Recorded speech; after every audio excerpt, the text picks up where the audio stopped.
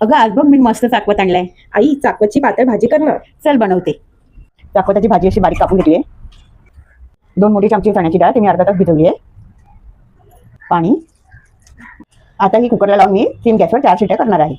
4 शिट्ट्या देऊन कुकरला भाजी चांगली शिजवून घेतली आहे. रवीने मी तिला घुसळून घेते. मिरची, लसूणची पात, जिरं, मीठ हे मिक्सरला बारीक वाटून घेते. 2 चमचे मी बेसन घालून घेते.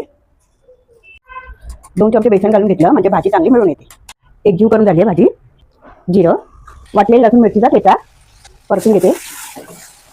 वास छान येतोय. परतून झाली आहे. घोटून घेतलेली भाजी. झाकण.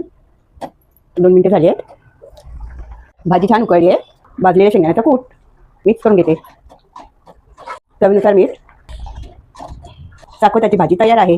व्हिडिओला लाईक करा, चॅनलला सबस्क्राईब करा. तुम्ही पण अशीच अवश्य चाकवताची भाजी बनवा, खाऊ घाला. ही बाजरीच्या भाकरीसोबत छान लागते.